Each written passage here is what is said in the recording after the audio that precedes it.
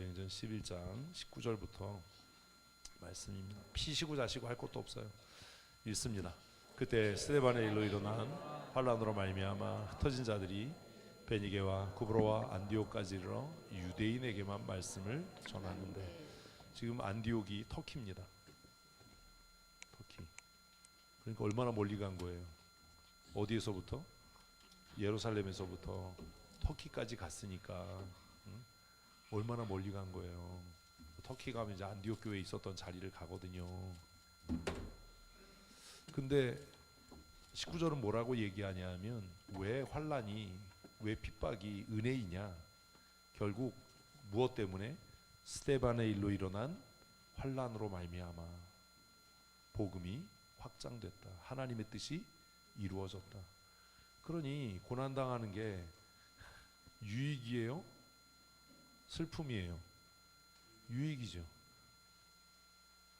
우리는 가끔 그럴 때거든요. 기도회 하면서 제가 말씀을 드렸는데, 사업이 어려워지고 병들고 그러면 그게 힘들다 어렵다라고 얘기하는데, 때로는 하나님께서 우리에게 육체의 질병, 삶의 문제, 어려운 일을 주셔서 우리로 하여금 영적인 생명과 영원한 은혜를 누리게 하신다면, 그 질병과 고난이 오히려 은혜인 거죠. 우리 그렇게 생각 안 해요? 뭐 사업망해서 힘들어 죽겠고 병들어서 아파 죽겠는데 그게 무슨 은혜냐? 자, 스데반이 돌에 맞아 죽었는데 은혜입니까 아닙니까? 남의 일이니까 은혜지, 이렇게 얘기하면 안 되는 거예요. 하나님께서는 스데반의 순교를 통해서 하나님의 선하신 뜻을 이루어 가십니다. 그러니 무조건 잘 되게 해주세요, 병 낫게 해주세요가 다가 아닙니다. 지도자라면 그래야죠. 하나님, 우리 교회 누군가가 지금 병으로 인해서 고난당하고 어려운데, 하나님이 이 일을 통해서 하나님께서 깨닫게 하시고자 하시는 것이 있다면, 이 어려움과 슬픔과 두려움과 고난을 통해 하나님의 뜻을 깨닫게 해 주셔서 그가 스스로 고백하기를, 내가 병에 걸린 것이, 내 사업이 망한 것이 뭐다? 은혜다라고 고백할 수 있는, 뭐 암이 났어요, 이게 은혜가 아니에요. 암이 나도요 또 죽어요. 안 죽어요? 죽잖아요.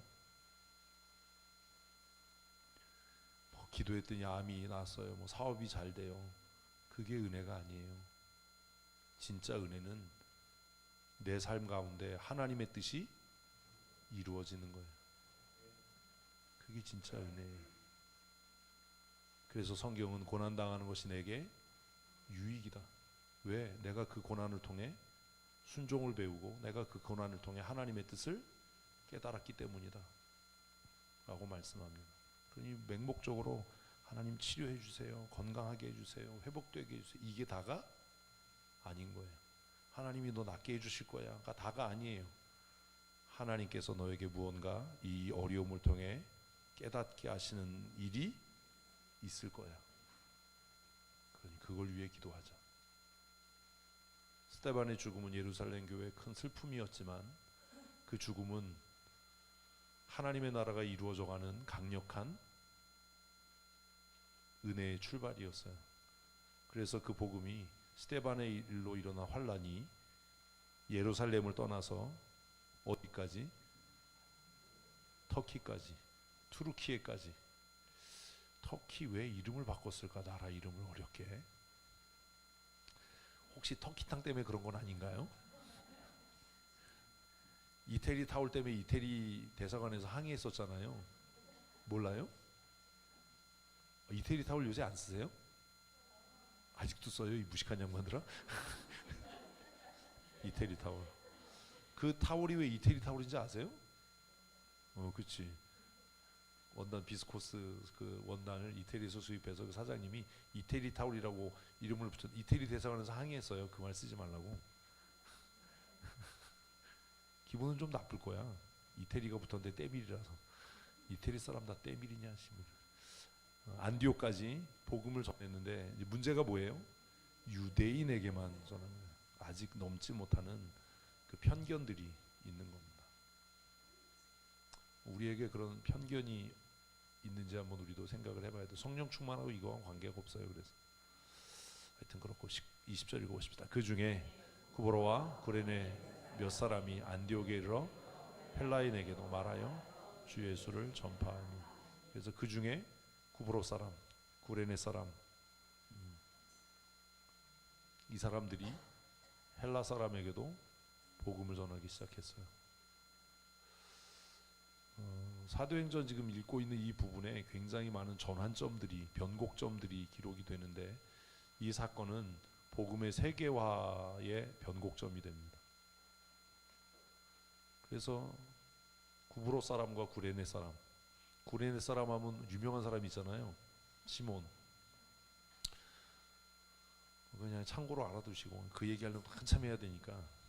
어쨌든 그 몇몇 사람이, 이름이 없는 무명의 사람들이 누구에게도, 헬라인에게도 복음을 전했어요. 어쩌면 유대인들은 헬라 사람들이 이거 믿을까? 뭐 이런 의구심도 있어서였을 거고, 또 아주 나쁘게 얘기하면 헬라 말을 못해서 일 수도 있을 거고, 어쨌든 자기 자신들이 이렇게 한계로 갖고 있는 것들, 우리도 그렇잖아요. 우리가 전도할 때도 뭐가 있어요? 저 사람은 안 믿을 거야, 저 사람, 이런 그걸 넘어서야 돼요. 복음은 누구에게나 복음이어야 합니다. 헬라 사람에게도 복음을 전했어요. 그랬더니 어떤 일이 일어났어요? 어떤 일이 일어났다고요? 주의 손이 엄마 손이 아니고 주의 손이. 뭐가요? 하나님의 능력이.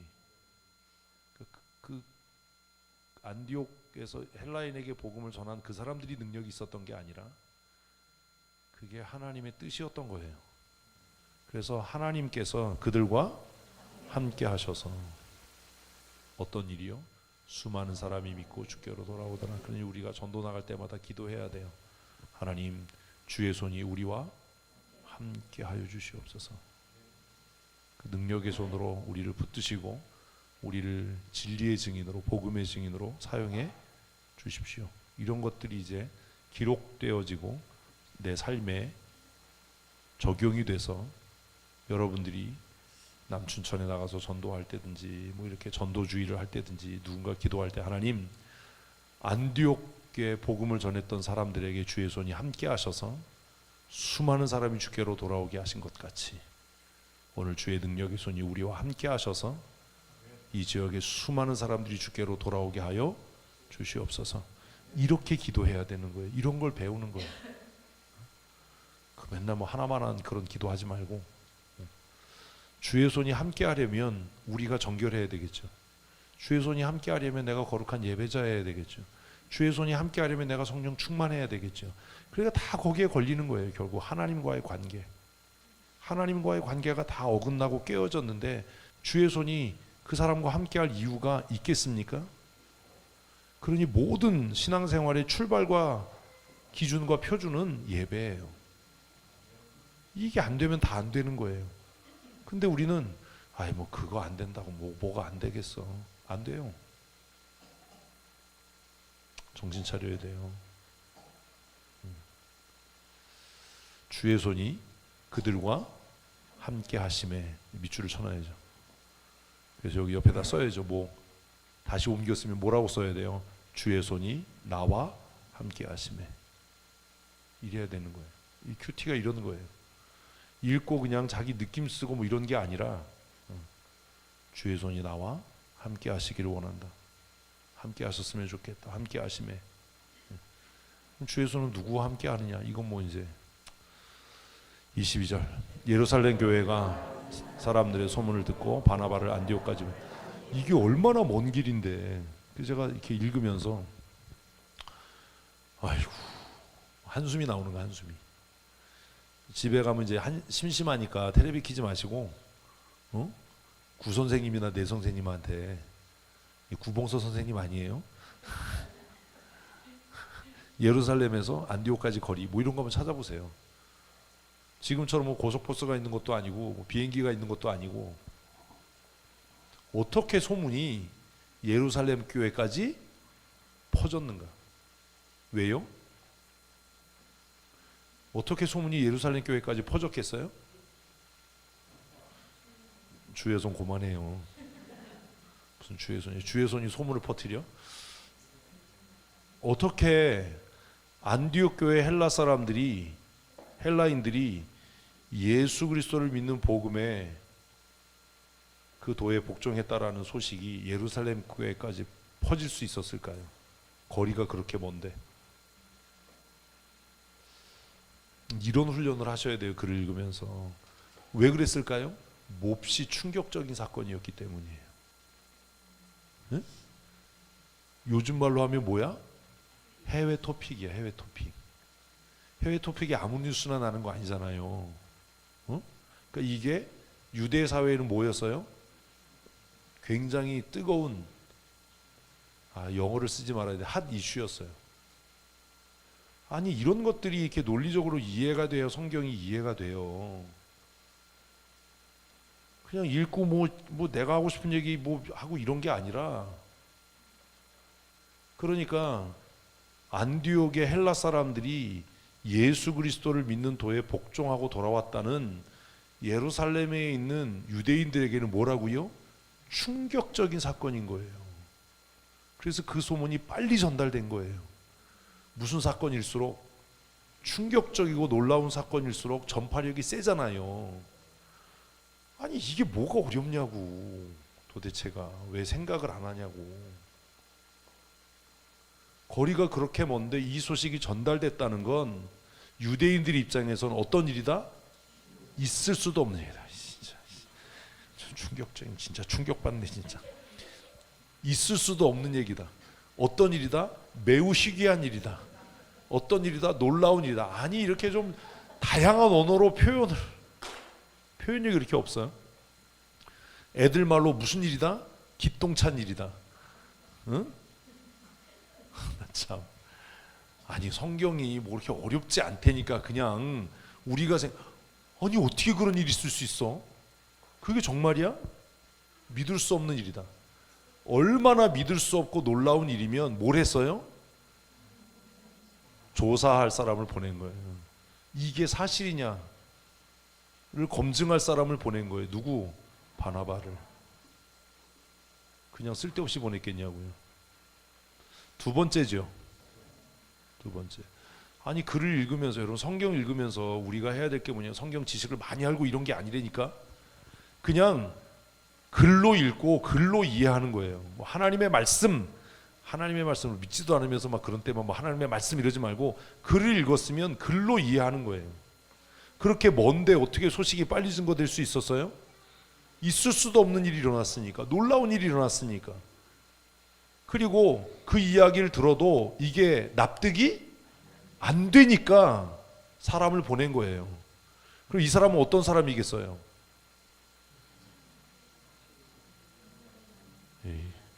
어떤 사람 보낼래? 그렇지, 거짓이 없는 사람. 어떤 사람 보내겠어요? 달리기 잘하는 사람? 밥 많이 먹는 사람? 이런 거 아니잖아요. 신실한 사람. 사도행전에 지금 이야기를 하면 어떤 사람?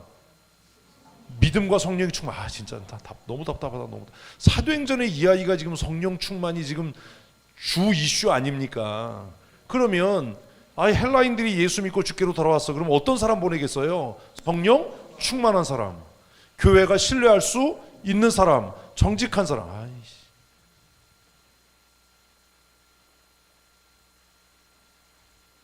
글을 글로 이해하는 훈련을 해야 된다니까요. 생각을 해보라고요. 제가 예전에 얘기했잖아요. 글을 읽으면 내가 당사자다라고 생각을 해야지. 고미자 권사님이 예루살렘 교회 담임 목사야. 어떤 사람 보낼래요? 그런 거잖아. 내가 신뢰할 수 있는 사람. 그렇잖아요. 아니 지금 어떤 곳에 큰 부흥이 일어났어. 우리 교회 성도가 가서 그 일을 했대. 그러면 담임 목사인 제가 야, 그거 한번 확인해봐라고 보낼 때 인본적이고 세속적이고 믿을만하지 않고 신실하지 않고 충성되지 않은 사람 보내겠어요? 내가 신뢰할 수 있고 성령 충만하고 신실하고 정직하고 그리고 이 일을 충성되게 감당, 이런 사람 보내겠죠. 그게 누구예요? 바나바예요. 그래서 바나바를 보낸 거 아니에요? 그럼 읽으면 아, 바나바는 성령 충만한 사람이었겠구나. 바나바는 예루살렘 교회 사도들에게 인정받는 사람이었겠구나. 바나바는 정직한 사람이었겠구나. 바나바는 또 어떤 사람? 성실한 사람이었겠구나. 왜? 거리가 먼데 게으른 사람은 세워라 내워라 뭐 볼 거 보고 맛집도 들렸다가 카페에서 쉬다가 뭐 이랬겠지. 응? 우리 터키식 커피 좀 마시고 가자 뭐 이랬을 거 아니에요. 근데 성실한 사람은 야, 이 발바닥에 땀 나도록 그냥 가지 않았겠냐고요. 그러니 바나바는 그런 사람 아니었겠냐고요. 이게 성경을 글로 이해하는 훈련이에요. 이걸 배워서 뭐가 아니라, 그러면 성경을 쓴 사람은 뭘 쓰겠어요? 바나바가 어떤 사람인지 쓰겠지. 같이 읽습니다. 그가 이르러 하나님의 은혜를 보고 기뻐하여 모든 사람에게 굳건한 믿음으로 주와 함께 머물러. 이 사람 신본주의자잖아요. 어떻게 알아요? 전한 메시지가 그렇잖아. 응? 여러분 같으면 가서 무슨 소리 하겠어요? 이상한 헛소리 하지 또 가가지고. 근데 이 사람 뭐래요? 에이, 여러분은 가면 뭐 보겠어요? 얼마나 많은 사람 모였나 이거 볼 거 아니에요. 근데 이 사람 뭘 봐요? 하나님의 은혜를 받다. 차원이 다른 거야. 호들갑 떨고 가지고 몇 명 모이나? 응? 하나 둘 셋 넷 다섯 해서 아이고 뭐 한 200명쯤 모이네. 뭐 이거 할 거 아니야. 헌금이 얼마나 수집이 되나 뭐. 응? 맨날. 아, 이번에 내가 목장 기도하면서 열받은 게 그거거든요. 세례교회 헌금 많이 하는 게 물론 훌륭한 일이지만 그게 교회됨이 아니지 않냐. 교회됨은 뭐예요? 거룩함이죠. 가면 숫자를 보고 우리는 막 그냥 뭐 교회 상회비가 얼마냐, 뭐 세례교회 헌금 얼마냐, 뭐 이걸로, 그게 중요한 게 아니라 그 교회가 얼마나 은혜가 충만하냐, 얼마나 성령의 역사가 나타나고 있냐. 그래야 되는 거 아니에요? 바나바 그런 사람 아니에요? 뭘 봐요? 아, 우리랑 보는 게 다르네. 혹시 이걸 보고 아, 나랑 보는 게 같네. 그럼 여러분 된 사람이야. 근데 이거 보고도 뭘 봤는지도 모르면 진짜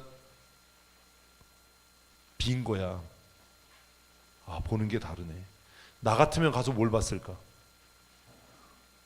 가서 뭘 봤을 것 같아? 예배당 크게 보지 않았을까? 얼마나 많은 사람 모이나 보지 않았을까? 한 주에 헌금이 얼마 들어와요? 이거 보지 않았을까?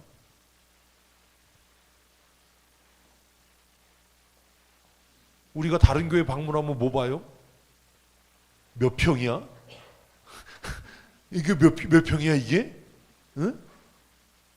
뭐가 궁금해요? 몇 평인가가 궁금하잖아. 몇 석이야? 여기 앉으면 몇 명 앉아? 이거 궁금하잖아. 정말 이 교회에 은혜가 충만한가? 이 교회 성도들이 정말 하나님을 사랑하는가? 이런 거 보냐고요. 아이, 목사님 그걸 어떻게 알아요? 그게 보여요. 뭘 보겠냐고요. 묵상하면서 이런 거 고민해야 되는 거예요. 내가 파견을 받았다면 나는 뭘 보고 할까? 뭘 보고 하겠어? 모이는 숫자, 헌금 액수, 예배당 규모. 갔더니 안디옥 교회가 뭐 궁궐 같은 예배당을 지어놨어. 뭐 주일에 예배 모이는데 뭐 한 뭐 1000명씩 모여. 뭐 예배당 자리가 무슨 뭐 몇 석인데 뭐 몇 부 예배를 모여. 이런 거 보지 않았을까? 근데 바나바는 뭘 봤다고요? 하나님의 은혜를 봤다. 아니, 이 사람 다른데?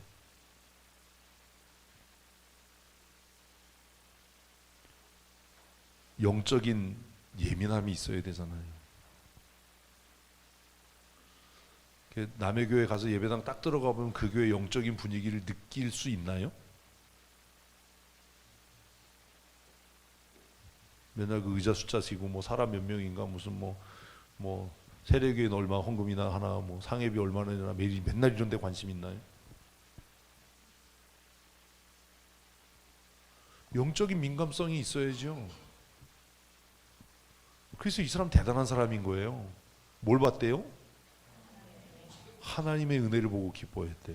성도 숫자가 아니라 헌금 액수가 아니라 하나님의 은혜를 보고 기뻐했대잖아요. 바나바가. 에이, 이 정도는 돼야지 무슨 집사감이지. 응? 그리고 나서 뭐라고 권면해요?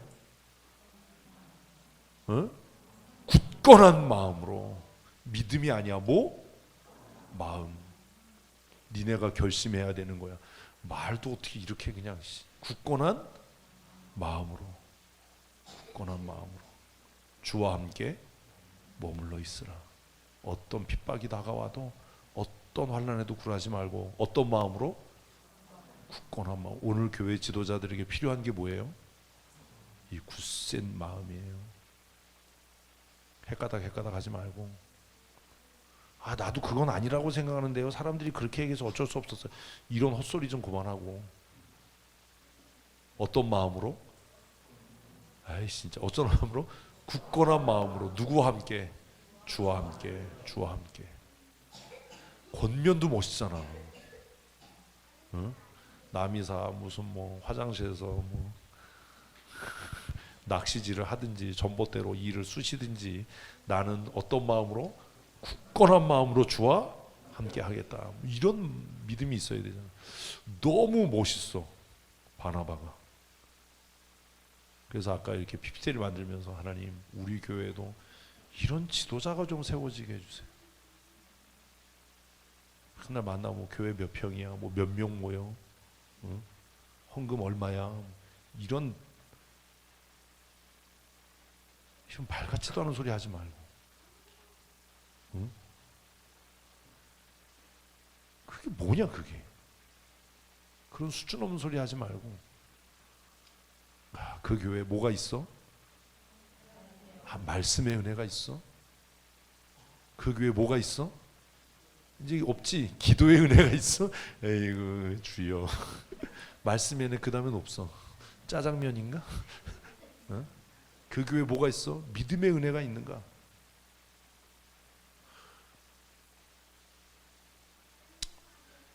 그 영적인 충만함이 느껴지는가?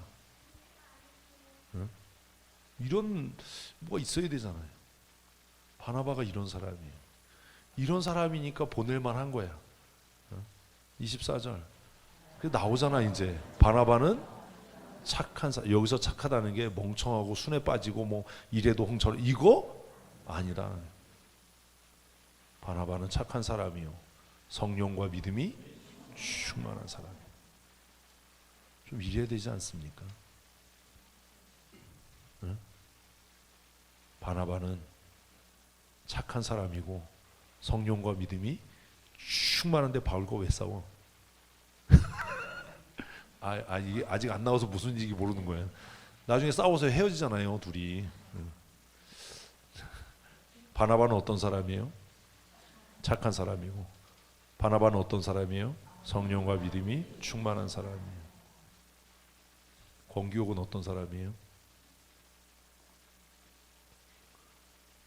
이게 뭐냐 하면 묵상하면서 자기를 생각해 보는 거예요. 나는 어떤 사람인가?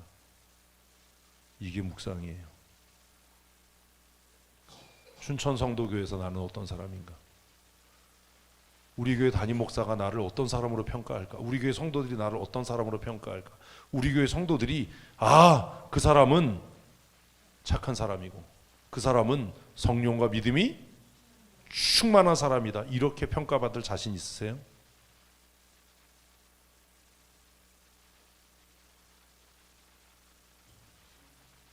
그 사람은 성질은 지랄 같아도 하나님께 사로잡힌 사람이야. 이건 그래도 쓸만하잖아. 응? 지금 나를 생각하고 웃는 거죠, 박 권사님? 박 권사님 웃는 웃음이 너야. 박 권사님 아주 그 웃음의 그 색깔이 아주 저 그런 사람이에요. 성질 더럽고 하나님께 사로잡히는. 나 그렇다고. 아니 통닭 싸드세요. 역시 놀러 갔다 오더니 사람이 은혜가 넘쳐. 나는 어떤 사람일까? 묵상을 하면 이런 고민을 해야 되는 거예요. 그냥 뭐 바나바에 대한 평가가 중요한 게 아니라 우리 교회 성도들이, 우리 교회 담임 목사가 나를 생각할 때 나는 어떤 사람이라고 평가될까? 나는 정말 성령과 믿음이 충만한 사람이라고 평가될까? 나는 성실한 사람이라고 평가될까? 나는 신뢰할 만한, 믿을 만한 사람이라고 평가되고 있는가? 하나님께 사로잡힌 자라고 평가되고 있는가? 이런 고민이 있어야 되잖아요. 나는 도대체 어떤 사람인가? 그냥 성경 읽고 아 그런 사람이야, 바나바가 그런 사람이야, 이게 무슨 의미가 있어요? 바나바 나 얼굴도 못 봤는데, 내가 그 사람하고 사역할 것도 아닌데. 제가 적어도 함께 사역하는 전도팀장 권기옥 그러면 내가 아 이 사람은 신실한 사람이야, 내가 신뢰할 만한 사람이야, 내 비밀을 다 털어놓아도 내가 부끄럽지 않은 사람이야, 이럴 수 있나? 아 우리 교회 홍보를 맡고 있는 홍혜영 원사 정말 한결같은 사람이야. 힘들 때나 어려울 때나 한결같은 이래야 되는데, 기분 좋을 때는 막 미친년 널뛰듯이 하다가시, 기분 나쁘면 막 땅굴 파고 뭐 이런 거 아닌가? 뭐 이러면 안 되잖아요. 응? 두더지 게임 하는 것도 아니고. 나는 도대체 어떤 사람인가? 제가 박민철 집사를, 이경선 집사를 생각할 때 어떻게 평가하는가? 정말 올곧은 사람이야, 정직한 사람이야, 심지가 굳은 사람이야, 어떤 일이 있어도 진리 편에 서는 사람이야. 뭐 이럴 수 있을까? 도대체 나는 어떤 사람일까?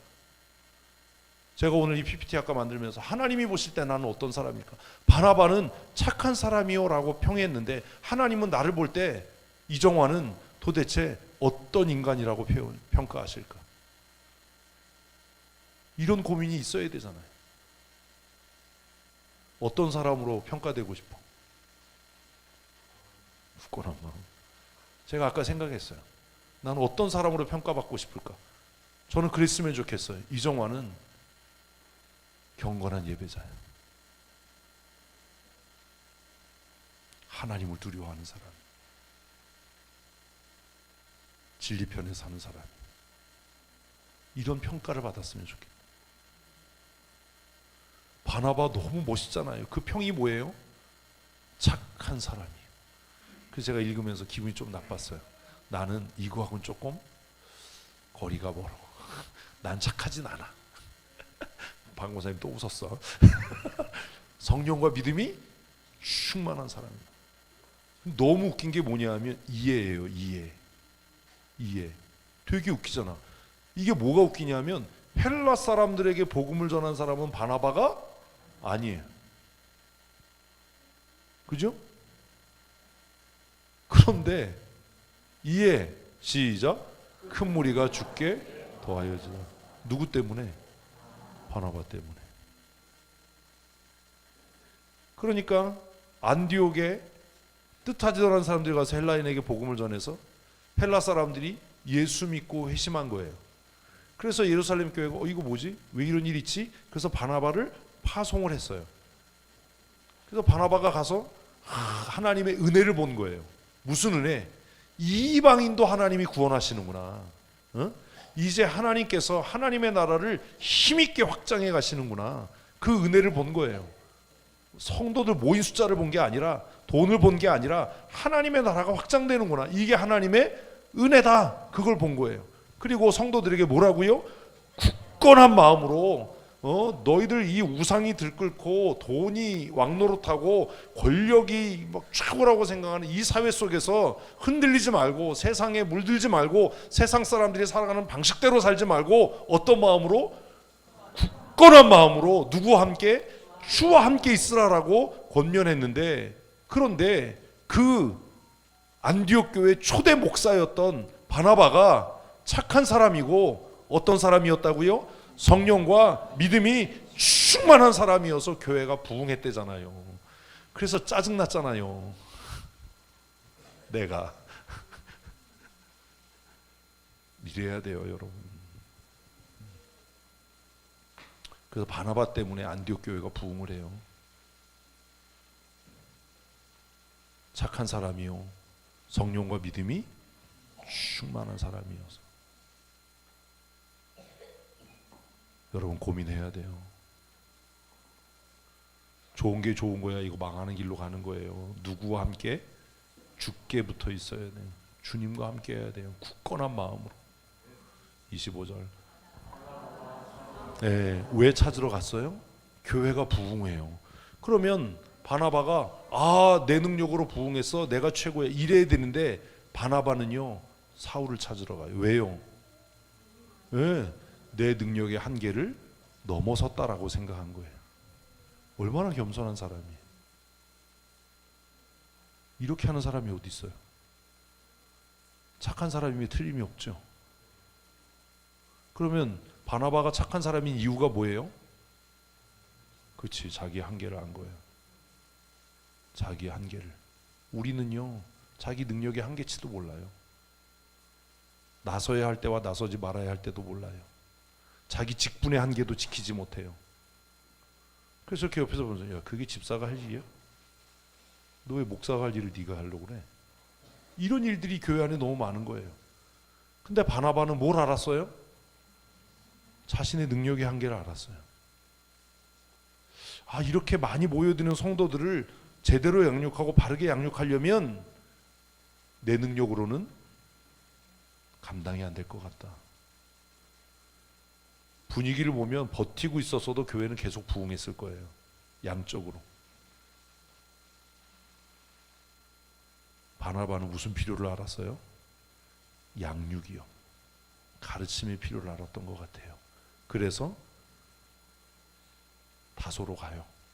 지금 사울이 다소로 도피했죠. 우리 큐티 온 사람은 알 거야, 그죠? 다 도피했잖아요. 왜 도피했어요? 논쟁을 했잖아, 논쟁을. 헬라파 사람들하고. 그러니까 바울이 헬라파 유대인들하고 논쟁하는 것을 통해서 뭐가 검증된 거예요? 바울의 실력, 바울의 학문의 깊이, 좀 나쁜 말로 말빨, 이게 검증이 된 거예요. 그런데 그 사람들의 마음이 바울의 논리 앞에 순종을 안 하죠. 논리로 복음이 증거되는 건 아니니까. 그래서 바울을 잡아 죽이려고, 사울을 잡아 죽이려고 하니까 제자들이 안 되겠다. 그래서 다소로 피신시킨 거예요. 앞에서 큐티한 사람 다 알 거예요, 그죠? 그리고 나니까 예루살렘 교회와 오히려 사마리아 교회가 든든히 더 세워져 갔어요. 응? 그런 거야. 그러니까 이미 예루살렘 교회 안에서는 사울이 성경에 정통한 사람이야. 이 사람 학문적으로도 탁월한 사람이야. 언변도 갖추고 있는 사람이야. 그걸 모든 사람이 공감했을 거예요. 그러니까 이런 걸 그냥 글 읽으면서 이해가 돼야 되는 거예요. 그러니까 바나바가 안디옥 교회에 많은 헬라인들이 모여들었어요. 그때 바나바가 무슨 생각한 거예요? 내 학문적인 능력으로는 더 이상 양육할 수가 없겠다.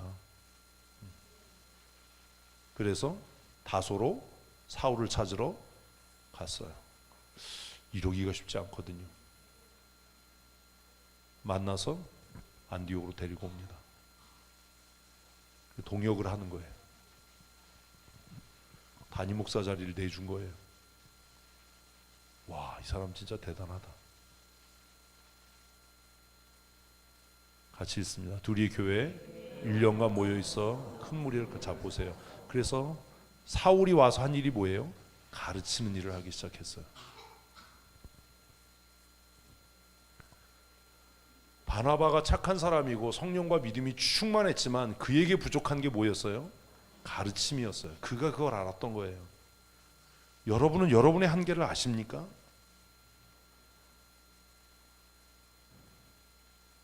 그 한계를 잘 지킵니까? 능력도 없는데 뭐 하겠다고 나서는 건 아닙니까? 혹은 능력은 있는데 못하겠다고 버티고 있는 건 아닌가요? 정말 미련한 생각이지만 만약에 바나바가 사울을 데리고 오지 않았다면 어떻게 됐을까? 이런 일이 일어날 수 있었을까? 어쨌든 바나바가 가서 사울을 초청해 와서 공동 목회하는 형식으로 1년 동안 안디옥 교회에서 제자 훈련을 한 거죠. 요즘 말로 하면 큰 무리를 가르쳤어요. 근데 이 안디옥 사람들이 또 얼마나 대단하냐 하면 가르친 대로 산 거예요. 가르침을 받은 대로. 우리는 죽어라고 안 살잖아요. 그래서 앞에 바나바가 권면한 말이 기록되어 있었던 겁니다. 뭐라고요? 굳건한 마음으로 주님께 붙어 있어라. 이걸 안디옥 교회 교인들은 실천한 거예요.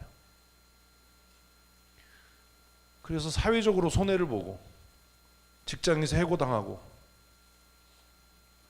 연봉이 깎이고 친척들에게 배척당하고 오랜 친구들에게 절교를 당하고 사회적으로 매장을 당하면서도 그들은 무엇대로 가르침을 받은 대로 산 거예요. 그런 사람이 있습니까? 한국에?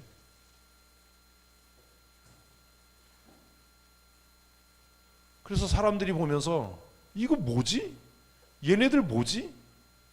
또라이인가? 왜 이렇게 살지?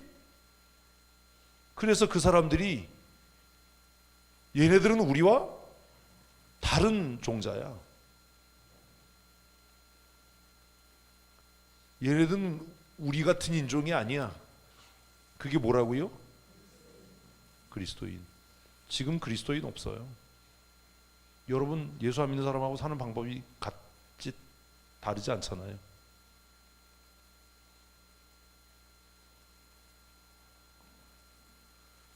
안디옥 교회 성도들은 비록 이방인이었어요. 헬라 사람들이었어요. 헬라 철학에 아주 그냥 쩌든 사람들이 어려서부터 헬라 철학을 배웠으니까.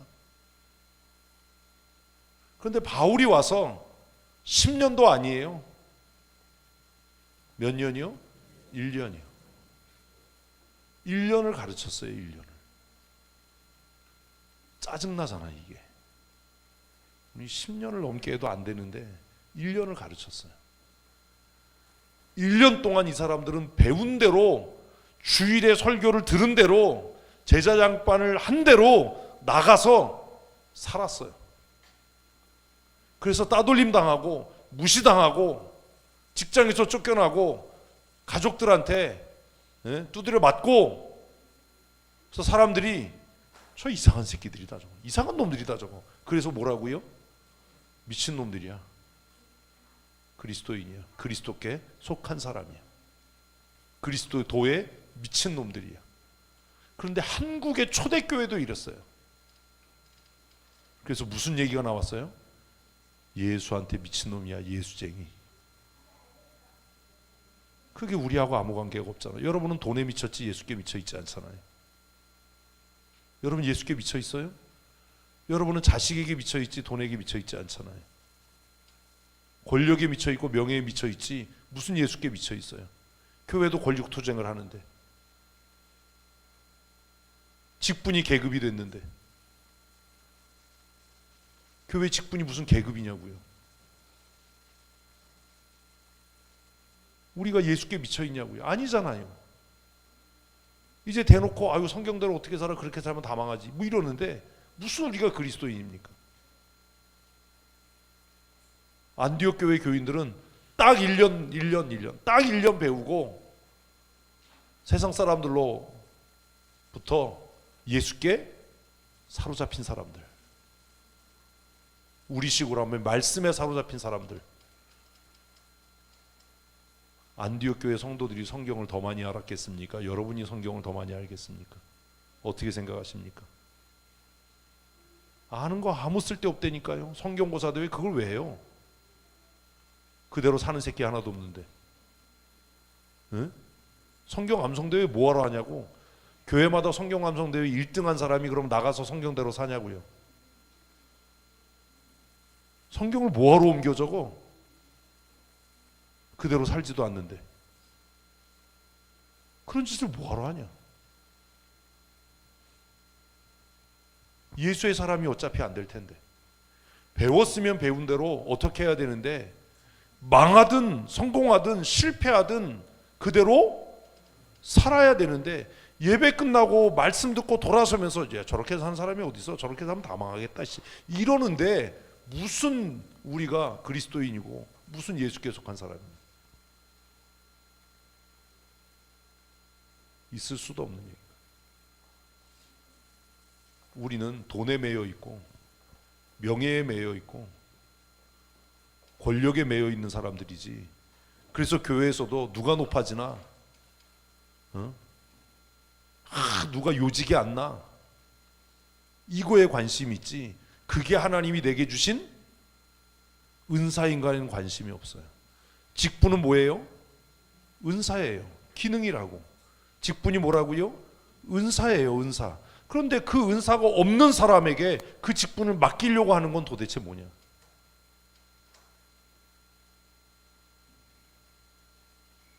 그건 도대체 뭐냐?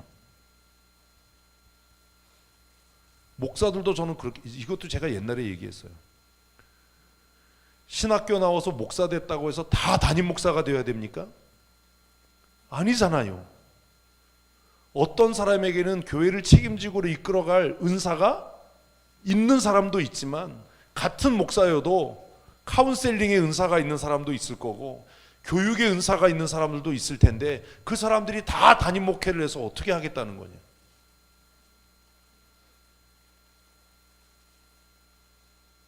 이것도 웃기는 거잖아요. 그죠? 우리는 다 대장 노릇 하고 싶거든요.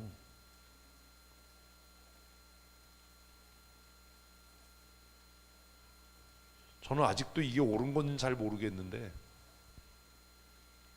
지난주에 회의를 갔다가 선배 목사님이 인천에 좀 들렸다 가라 그러는 거예요. 정신이 번쩍 들었죠. 여기서 인천을 왜 가라고 그러지. 그래서 선배 목사님이니까 네 그러고 이제 주소를 찍어주세요. 그래서 주소 안 오면 톡 껴야지. 이런 마음이 잠깐 들었는데 따라갔어요. 차를. 운전을 아주 재밌게 하시더라고요. 그래서 재밌게 따라갔죠. 그랬더니 도착해서 내려서 하는 소리가 잘 따라오네. 그냥 어느 카페에 들어갔어요. 소개를 해주셨는데 그분이 목사님이에요. 카페 사장님이 군목 출신이고 개척교회를 했다가 말아먹고 카페 하면서 이제 교회를 하신대요. 그 카페에서. 그래서 가가지고 그날 커피를 3잔을 마셨어요. 아주 커피에 또 아주 그래서 그냥 그 비싸다는 게이샤 커피 해가지고 그냥. 그래서 이야기하는 거예요. 선배 목사님이. 이 친구는 정말 똑똑하고 훌륭하고 군목 출신이고 이런데 목회에는 은사가 없는 것 같아. 그래서 제가 순간적으로 목사인데 목회에 은사가 없다. 이걸 어떻게 받아들여야지? 근데 목회 접고 카페 차려서 은사를 발견한 것 같아. 여기서 카페 하면서 정말 많은 사람들을 만나고 복음을 전하고. 그래서 제가 생각하면서 이럴 수도 있나? 그게 혼란스러운 거예요. 전좀 꼴통 기질이 있잖아요. 그래서 그 목사님이 오셔서 커피 내려주시고 맛보고 이제 선배 목사님들하고 앉아서 이야기하고 돌아오면서도 내내 이게 가능한가? 그러면서 제가 생각했던 게 뭐냐? 내가 이런 면에서 편견이 많구나. 목사라고 해서 다 담임 목회를 하고 목사라고 해서 다 이렇게 할 것만은 아닌 게 아닌가? 더 많은 불신자들을 만나고 그 지역에서 더 많은 사람들과 접촉하고 그들에게 복음을 전할 수 있다면 이거를 잘못됐다라고 이야기하는 것도 어찌 보면 하나님께서 하시겠다라고 하는 일을 내가 막고 있는 것은 아닌가. 요즘에 사도행전 이렇게 묵상하면서 이건 뭐지?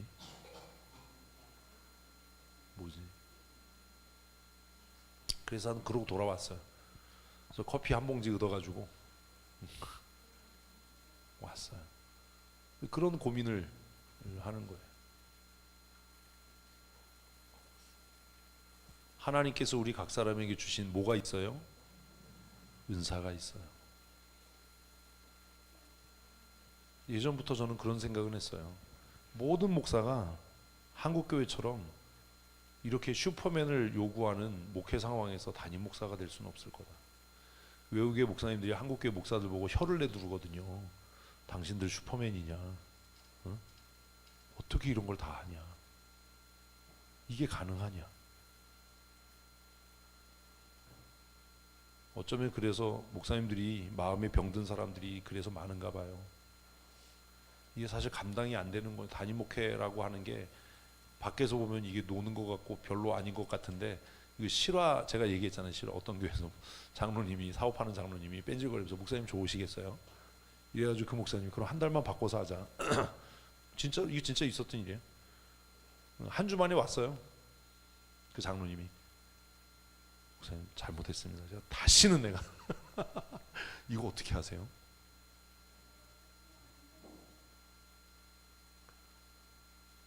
한국교회 담임 목사 일은 사실 사람의 힘과 능력으로는 감당할 수 있는 일은 아닌 것 같다라는 생각이 들 때가 있어요. 너무 어렵다, 너무 힘들다. 모든 목사가 다 당회장이 되고 담임 목사가 돼야 되는 건 아니지 않는가? 응? 근데 한국교회가 그걸 받아들이긴 좀 쉽지 않죠. 직분도 그런 거잖아요. 모든 사람이 다 집사가 되고 권사가 되고 장로가 되어야 되겠습니까? 내게 그런 은사가 없다면 그 일을 하지 말아야 되는 거 아닙니까? 고민해 봐야 돼요. 그죠? 그러나 그리스도인으로 사는 것은 모든 사람에게 주어진 사명 아닙니까? 이제 우리 교회가 사도행전을 묵상하면서 고민했으면 좋겠어요. 성경 많이 아는 거, 뭐 기도 많이 하는 거, 이런 거 내세우고 자랑할 게 아니라 내가 한 구절을 읽고 1분을 기도했더라도 내가 읽고 깨달은 말씀대로 사십시다. 그리고 기도한 대로 좀 사십시다. 기도는 얼마나 뭐 아주 기름져요. 얼마나. 근데 삶은 그렇지 않잖아요. 안디옥 교회는 딱 1년 배웠는데 어떻게 이럴 수 있냐. 그래서 지금 우리가 쓰는 크리스찬, 기독교인, 그리스도인, 기독교인 다음 크리스찬이티라고 하는 것이 어디로부터? 안디옥 교회로부터 시작이 됐어요. 이건 박해를 통해 얻은 영광의 이름이에요. 우리 선조들도 핍박당하면서 저 예수에게 미친놈들, 예수쟁이들 그랬는데 지금은 우리 사회에서 예수쟁이가 제일 나쁜 사람들이에요. 거짓말 입에다 달고 살고 이익에 따라서 말을 바꾸고 쉽지 않잖아요. 그렇죠? 어쨌든 1년 만에 안디옥 교회는 그 안디옥 지역 전체를 뒤집어 놓는 역사를 일으킵니다. 너무 놀랍죠. 이런 역사가 우리에게도 좀 있었으면 좋겠다. 27절.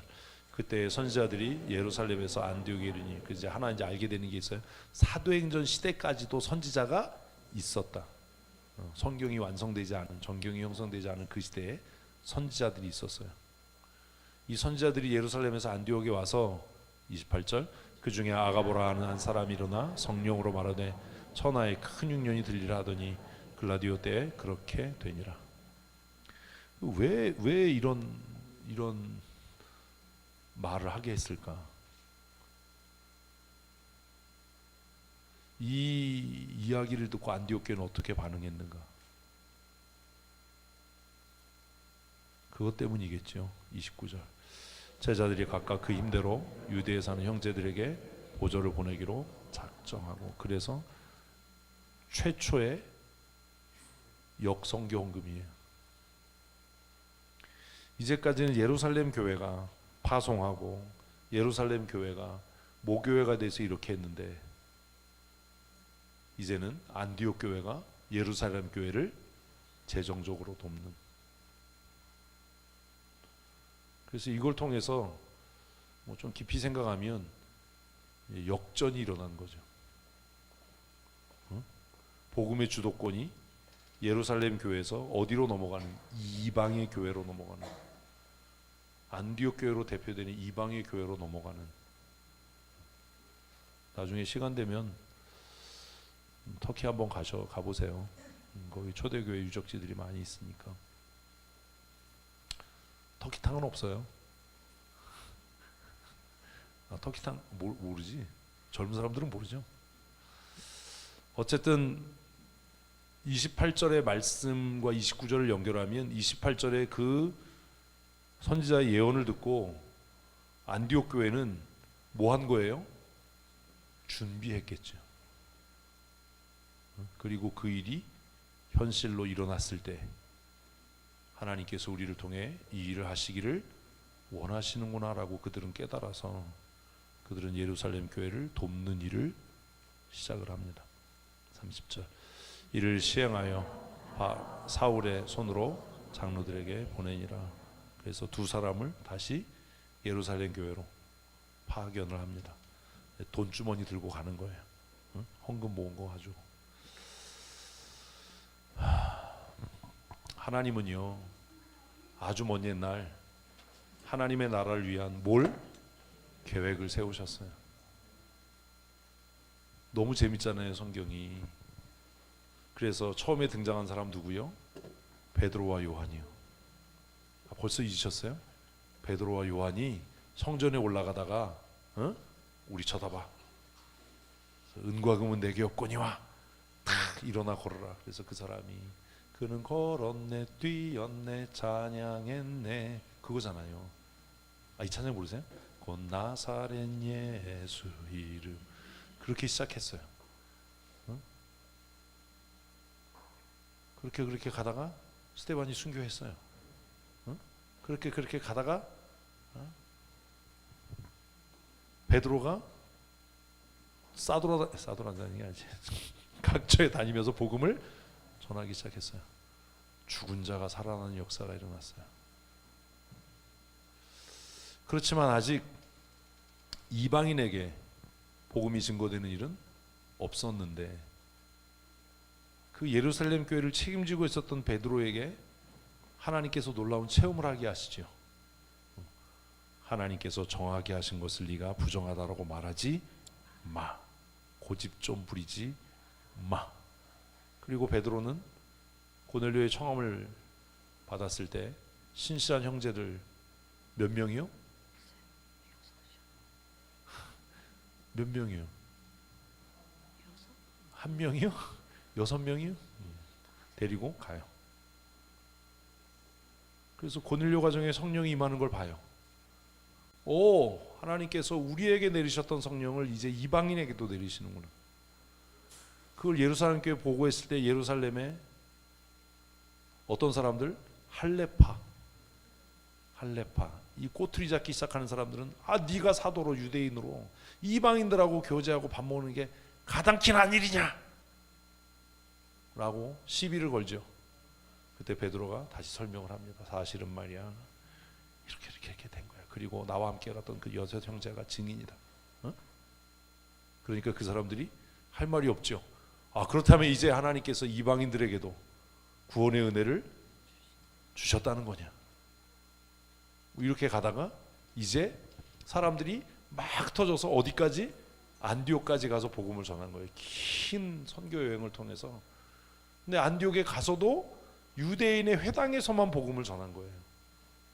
초대교회는 아주 특수하게 교회를 건축하지 않았어요. 어디에서 모였어요?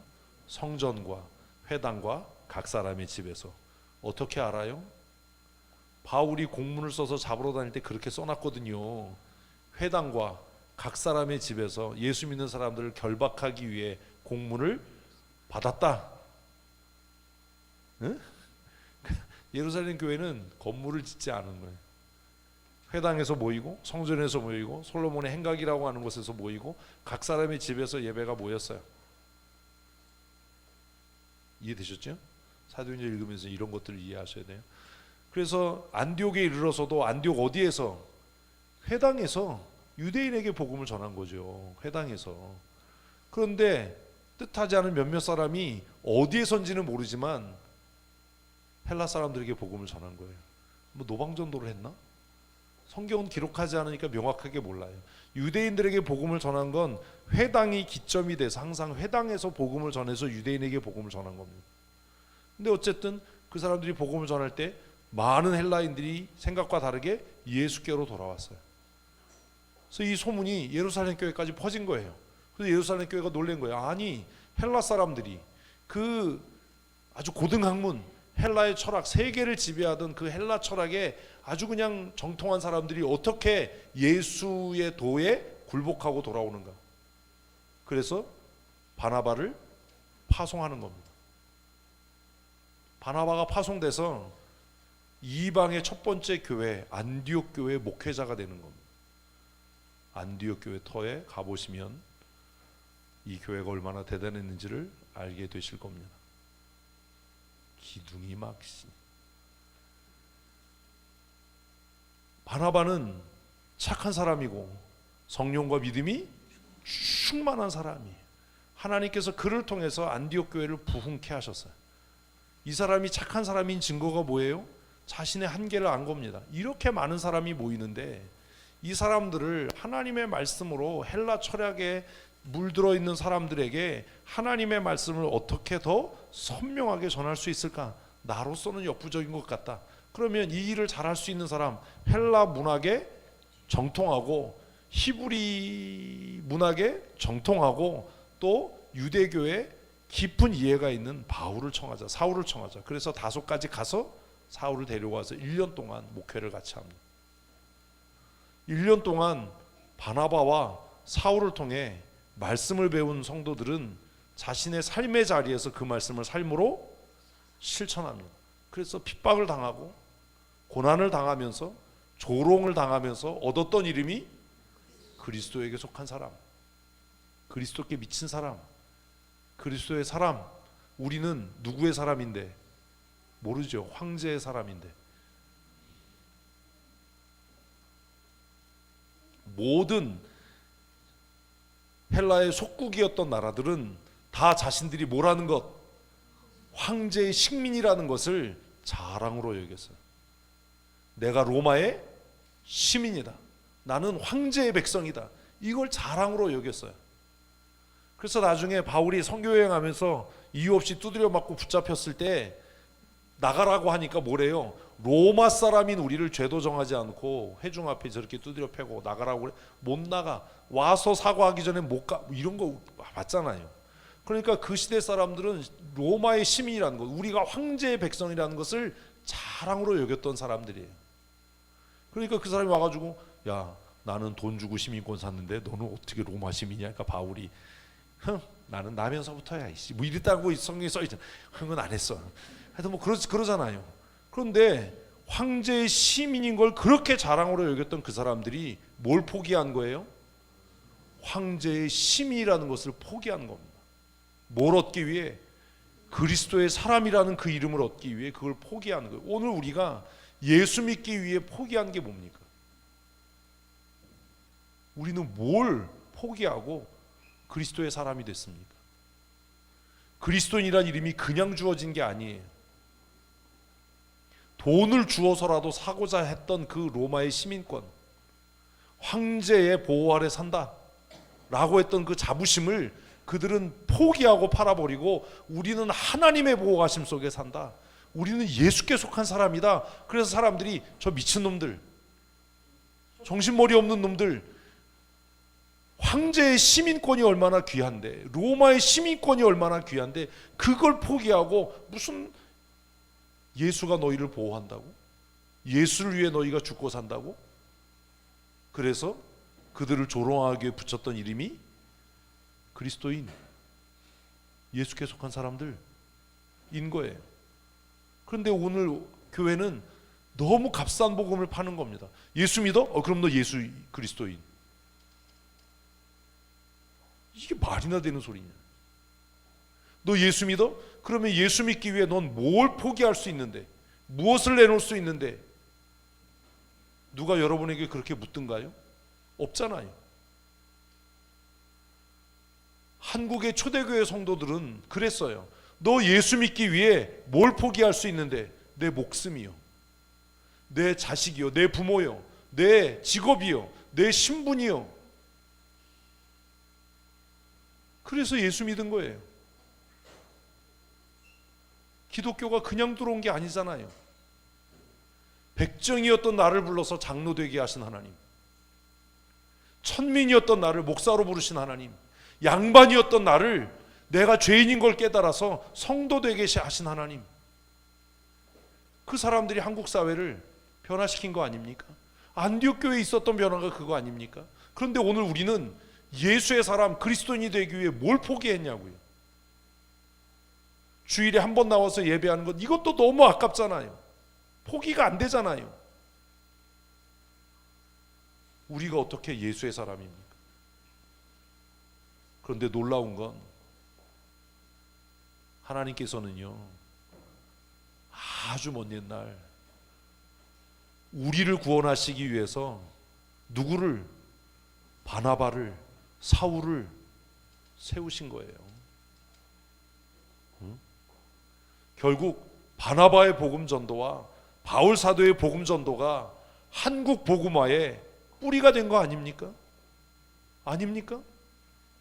하나님께서 우리를 구원하시기 위해서 아펜셀러, 언더우드, 마펫 이런 선교사들을 보낸 거 아닙니까? 양화진 그 묘역에 얼마나 많은 선교사들의 묘지가 있습니까?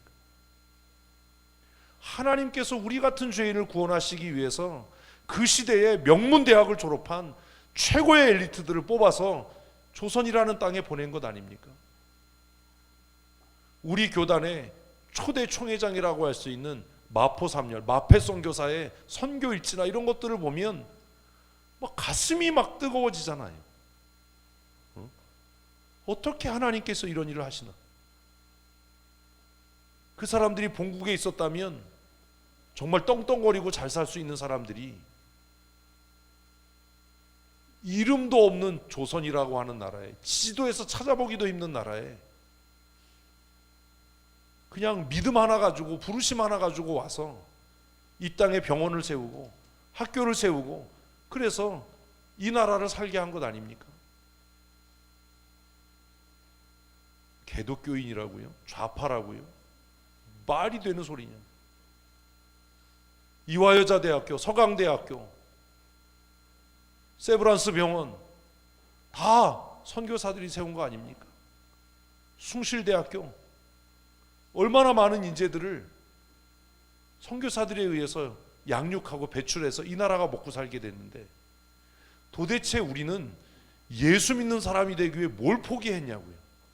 그 알량하게 1시간 예배하는 것도 너무 아까워하고 그것도 제대로 못하는데 우리가 어떻게 예수께 속한 사람이냐고요. 예수의 사람, 그리스도인이라는 이름을 얻기 위해 여러분이 포기한 게 뭡니까? 여러분이 내놓은 게 뭡니까? 히브리서 11장은 뭐라고 얘기를 해요? 그 사람들이 예수의 사람, 그리스도인이라는 이름을 얻기 위해서 유리하고 방황하고, 그러나 세상이 이런 사람들을 감당할 수 없다라고 이야기하잖아요. 여자들은 남편이 순교당했는데 먹고 살 일이 막막한데도 부활의 날에 하나님께서 그를 살리실 걸 믿어서 위로를 얻었다. 막 가슴이 뜨거워지잖아요. 히브리서 11장 읽으면. 믿음은 바라는 것들의 실상이요 보지 못하는 것들의 증거라고 시작하는 히브리서 11장은 뒤로 가면서 그 믿음의 사람들이 어떻게 살았는지, 어떤 대가와 희생을 치러서 그리스도인이라는 이름을 얻었는지를 기록하잖아요.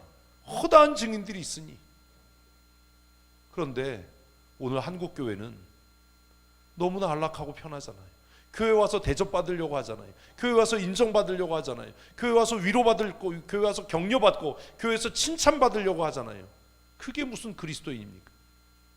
교회 와서 십자가 지고 교회 와서 고난당하고 복음을 위해서 부끄러움 당하는 것을 마땅한 일로 여겨야, 그래야 그리스도인이 아닙니까? 막 사도행전 막 묵상하면서 막 이거 뭐지? 막 이런 내가 이렇게 살아도 되나? 막 이런 고민이 있어야 되는 거 아닙니까? 하나님은요, 여러분 한 사람 한 사람을 구원하시기 위해서 언제부터요?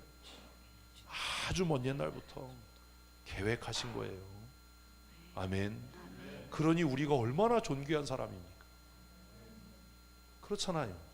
세상이 우리를 몰라줘도, 세상이 우리를 인정해주지 않아도 저와 여러분이 하나님 앞에 정말 존귀한 이유는 나를 구원하시기 위해서 하나님께서 아주 먼 옛날부터 하나님의 사람들을 준비시키고 그들을 보내셨다라는 거예요.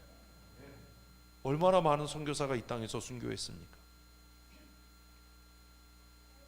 그들의 피가 오늘 우리를 살게 한 것 아닙니까?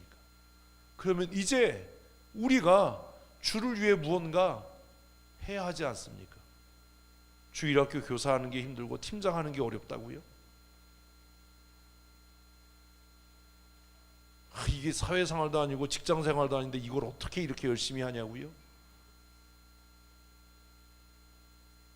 그게 말이 됩니까? 복음이 나한테까지 오기 위해서 얼마나 많은 사람이 죽어야 했는지, 이 땅에 얼마나 많은 순교자의 피가 묻어 있는지 우리가 잊지 않아야 되는 거 아닙니까? 제가 혼자 이렇게 바이크 타고 여행을 할 때마다 일부러 오지 산골을 돌아다녀요.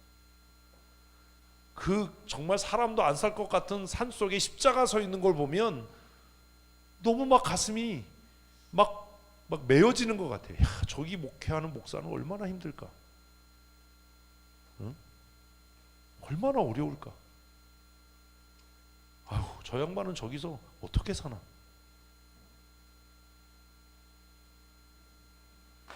이 땅에 방방곡곡에 십자가 없는 곳이 없도록 만든 게 그 선교사들의 피와 땀과 눈물의 기도 아닙니까? 책이 귀했던 시절에 성경을 한 보따리 지고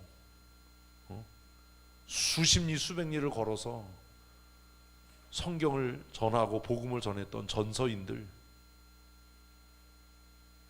그들의 부르튼 발과 수고의 땀이 오늘 이 땅에 복음을 뿌리내린 것 아닙니까? 저는 예전에 성경이 이렇게 접혀져 있으면 그게 너무 속상했어요. 지금은 성경이 너무 흔해 빠져서 귀한 줄 모르지만 한국 기독교 역사를 공부해 보면요, 그 성경 하나 얻기 위해서 얼마나 많은 수고를 했어야 했는지, 지금도 가끔 탈북한 사람들 이야기 들으면요, 그 성경책 한 권 구하기 위해서 얼마나 많은 사람들이 목숨을 걸고 중국의 국경을 넘는지. 우리 회개해야 되는 거 아닙니까? 북한의 교회 성도들이 우리 예배 태도를 보면 기절하지 않겠습니까? 지금도 전 세계에서 교회가 불태워지고 예수 믿는 성도들이 예수 믿는 것다는 이유 때문에 죽임을 당하고 그런 일들이 매일 일어나요. 매일. 어떤 목사님들은 그런 얘기합니다. 한국 교회가 20년 후에도 이렇게 자유롭게 예배할 수 있을까? 한국 교회가 20년 후에도 우리가 역에 나가서 예수 믿으라고 복음 전할 수 있을까? 그런 날이 있을까? 그래서 나는 두렵다. 정신 차려야 되잖아요. 네? 정신 차려야 되잖아. 내가 예수 믿기 위해 하나님께서 지불하신 대가가 얼마나 큰데 이제 내가 주님께 무엇을 드려야 할지를 고민해야 되지 않겠습니까? 사도행전 묵상 게을리하지 마시고 사도행전 묵상하면서 오늘의 우리의 신앙과 믿음을 점검해 볼 수 있는 하나님의 사람들이 되셨으면 좋겠습니다. 우리 오늘 모든 예배를 마치고 또 일상의 삶으로 돌아갑니다. 진짜 예배는 지금부터입니다.